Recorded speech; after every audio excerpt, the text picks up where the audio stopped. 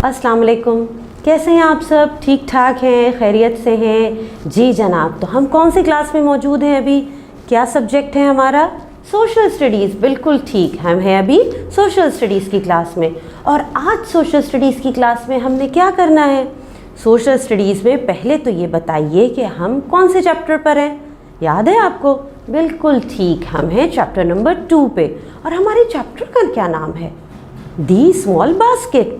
हमने कितनी सारी एक्सरसाइजेज इस चैप्टर की कंप्लीट कर ली। आपने अपना सारा वर्क कंप्लीट किया? Good, very good. तो आज हम इसी चैप्टर से एक और एक्सरसाइज कंप्लीट करेंगे। देखें वो एक्सरसाइज क्या है।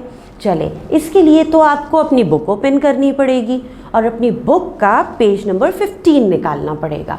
तो जल्दी से अपनी बुक ओपन कीजिए and take out page number 15। चलिए जल्दी से। सबने ओपन कर ली?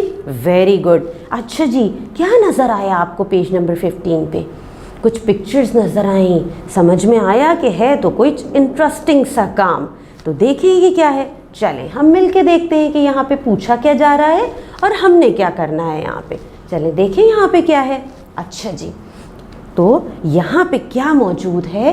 पेज पे लिखा है क्लासिफाई द आइटम्स। ठीक है, क्लासिफाई द आइटम्स। दो कॉलम भी मौजूद हैं। एक में लिखा है मॉम्स नीड, एक में लिखा है माई नीड। क्या काम है भाई यहाँ पे? क्यों दिए गए हैं ये दो कॉलम? अच्छा, इन्होंने शुरू में हमसे कहा क्लासिफाई द आइटम्स, यानी इस पेज पे आपके पास जो पिक्चर्स बनी हुई हैं, हमें इन आइटम्स में से क्लासिफाई करना है, सिलेक्ट करके इन दोनों कॉलम्स में उसके नाम लिखने हैं। अब क्या है कॉलम हमारा? एक तो है मॉम्स नीड। मॉम्स नीड का क्या मतलब? कि वो चीज़ें जिनकी ज़रूरत आपकी मॉम को है। ठीक है। अच्छा, और नेक्स्ट कॉलम है आपके पास माई नीड्स। अब यहाँ पे वो चीज़ें आएंगी जिनकी नीड आपको है, यानी जिनकी ज़रूरत आपको पड़ती है।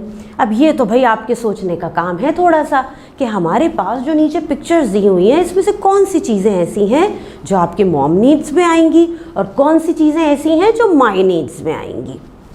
है ना मज़े का काम? सोचना पड़ेगा थोड़ा सा, और फिर हमें ये भी पता चलेगा कि हमारी मम्मा को किन किन चीज़ों की ज़रूरत होती है और वो कौन सी चीज़ें जिनकी ज़रूरत सिर्फ हमें है, उनकी शायद मम्मा को इतनी ज़रूरत नहीं होती है। तो चलें हम पहले तो इन पिक्चर्स को देखते हैं कि हमारे पास यहाँ पे जो आइटम्स दिए गए हैं, पिक्चर्स दी गई हैं, वो है कौन कौन सी। अच्छा, जल्दी आप भी अपनी बुक में देखें और यहाँ पे भी देखें, और आप, मुझे पता है आप साथ साथ नाम बोल रहे होंगे कि ये है ये है। चलें हम साथ एक दफ़ा पढ़ लेते हैं कि क्या क्या मौजूद है। अच्छा जी, यहाँ पे देखें पिक्चर्स में हमारे पास किस चीज़ की पिक्चर है? टॉयज़ की। गुड, टॉयज़ मौजूद है। और क्या है? मनी। यस, मनी भी मौजूद है।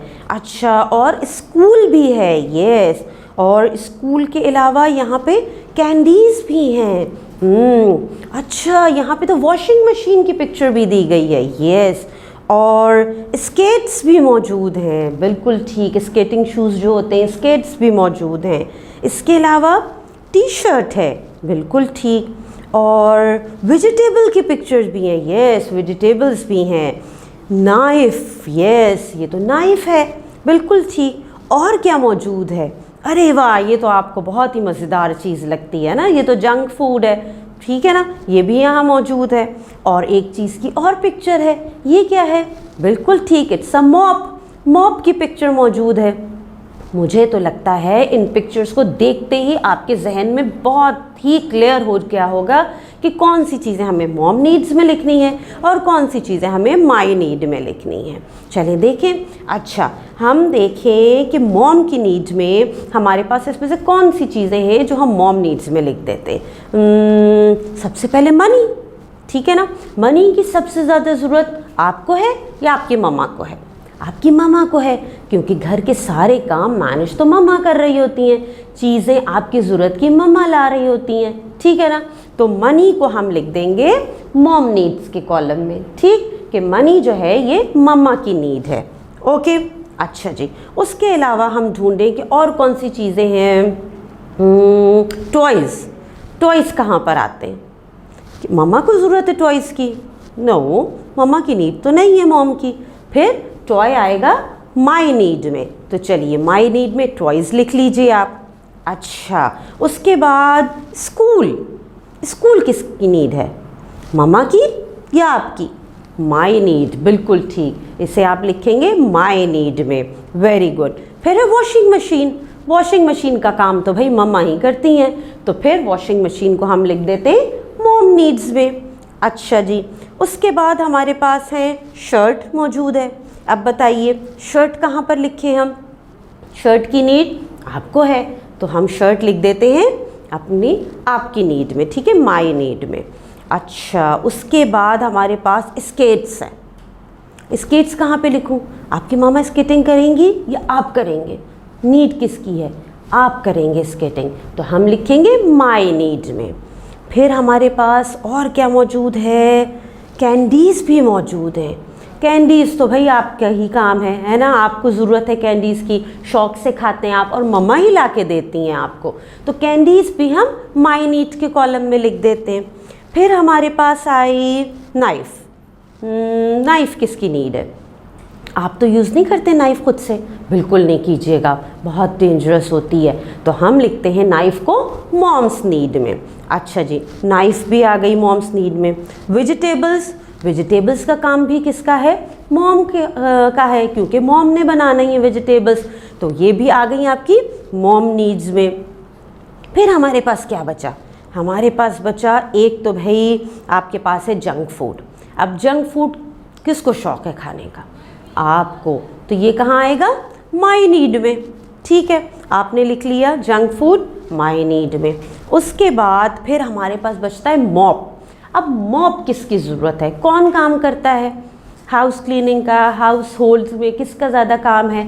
मॉम का, तो मॉप से क्लीनिंग कौन करती हैं? आपकी मामा करती हैं, तो मॉप हम कहाँ लिखेंगे? आपकी मॉम नीड्स में लिखेंगे। ठीक है, और कोई चीज़ रह तो नहीं गई हमारी?